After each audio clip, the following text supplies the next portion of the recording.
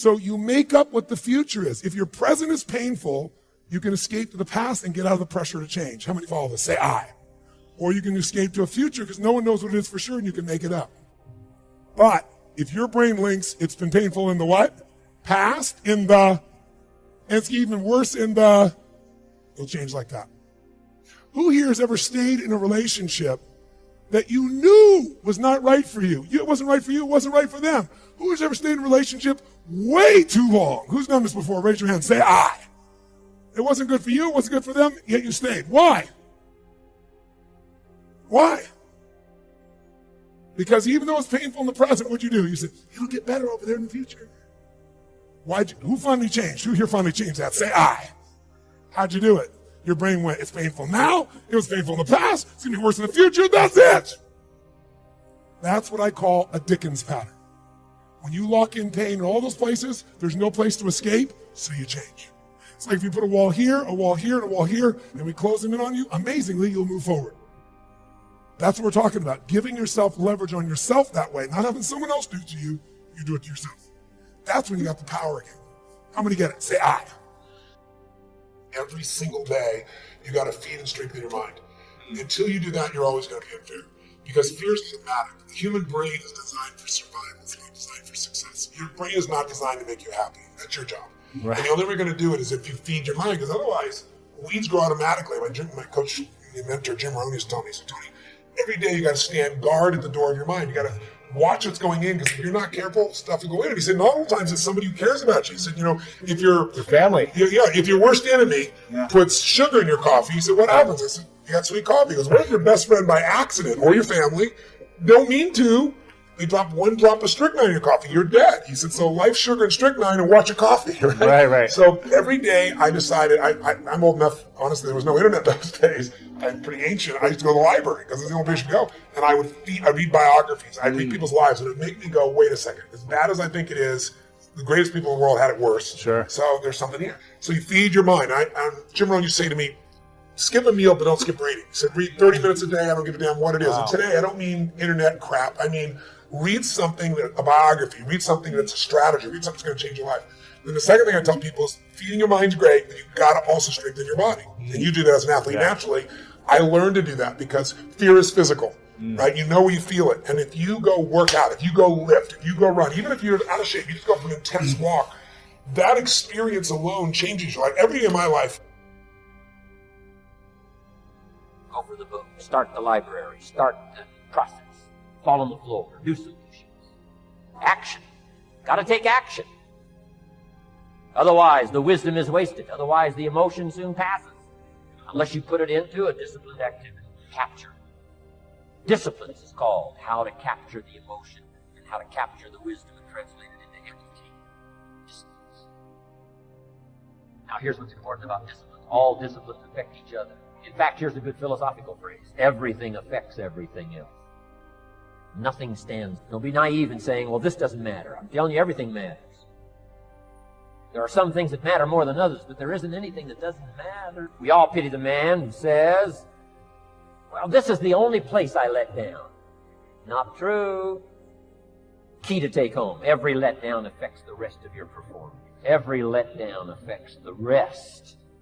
This is part of the educational process on personal development. If you don't take the walk around the block, you probably won't do the apple a day.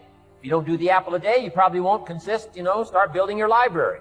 If you don't build your library, you probably won't keep a journal, and you won't take pictures, and you won't do this, you won't do wise things with your money, won't do wise things with your time, won't do wise things with your possibilities and relationships, and the first thing you know, 6 years of that accumulated, and we say you have messed up. So the whole key to reversing that process now is to start picking up these disciplines. You can think about it as a limitation of the perceiver. The problem, too, is that whatever knowledge you accrue about the system changes the system. It's like trying to predict the stock market, which isn't possible, right? So I think that's a really good example, actually. And, try to predict the stock market rationally. See how you do. Well, you might say, well, it's not real. It's like, okay, well, we don't agree about what constitutes real. So we could have that discussion. It seems like what you're saying is that truth is as much about action as it is about No, I'm saying it's more about action. Oh yes, the fundamentals of truth are those that guide action. And then the objective science is nested inside that. It has to. There's no way around that. Okay, so that is really central, because everything, in my mind, everything gives meaning, and a lot of it flows from there. It's a different way, it's a different priority. Oh, that's right. That's right. Maybe you can elaborate that a little bit. Okay, well, we could do that Darwinian. Let's do it from a Darwinian perspective.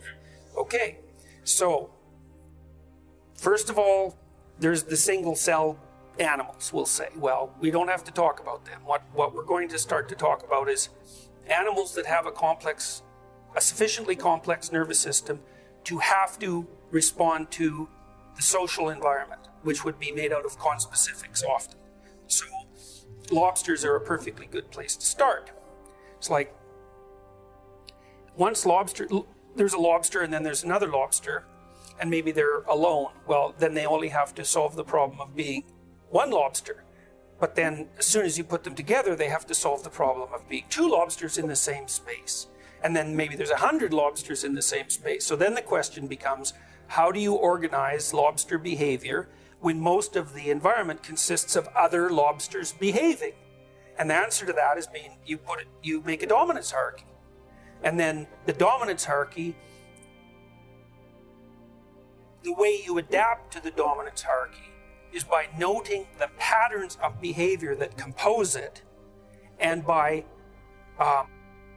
first internalizing those, let's say, modeling them to the degree that that's possible, but even more remarkably, over huge expanses of time, because the dominance hierarchy and its patterns are a fundamental element of reality, you start to adapt biologically to the dominance hierarchy.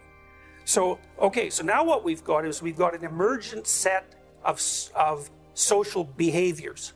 Okay, they're not rules, because they're not rules till you observe them, or till you codify them, or till you articulate them. What they are is the patterns from which rules emerge, and they're deep patterns.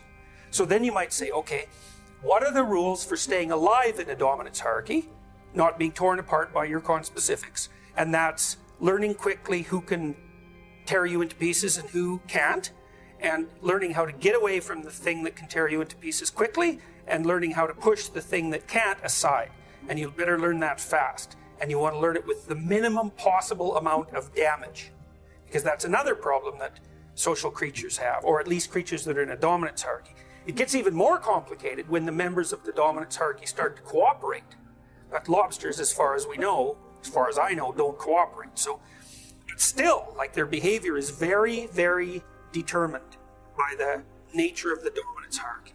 Well, we sure have tough times. Never last what tough people do. We are tough. Young people, you can call me an old head if you want to. I don't care anything about that name calling. No, I'm saying think. The people who are polluting, this conversation is not for you. You go on to do something else. You have no intention of doing the right thing. You're just thinking how you can take advantage of the situation, break him someplace else, and run away with some stolen goods because you're a criminal and you deserve to be locked up. You have something special. You have greatness in you, and I'm sticking to it. I've been waiting. I've been watching. I've been listening to everyone, and I just want to share my thoughts. So in summary, I gave you some things that we should do, what we should fight for. And I condemn looting because it doesn't produce anything. If it did, if we will have the changes that we want. But I also know there's no change. Listen to me, Linda, there's no change without resistance. All major change, there was some violence involved. Frederick Douglass said, we might not get everything that we fight for, but everything we get, it will be a fight. Yeah, it's going to be a fight. Yeah. We're going to fight a good fight. And it's not over till we